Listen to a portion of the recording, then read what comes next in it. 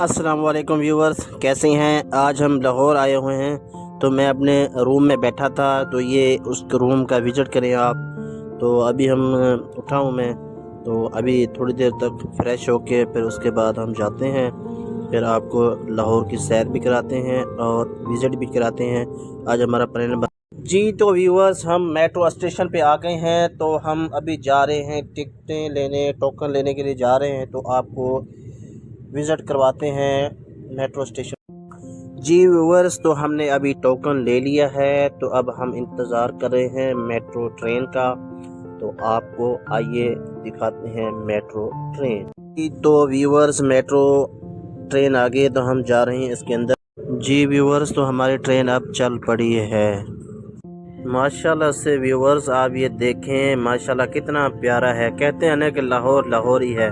वाकई उनके बात सच्ची है, आप ये देख लें।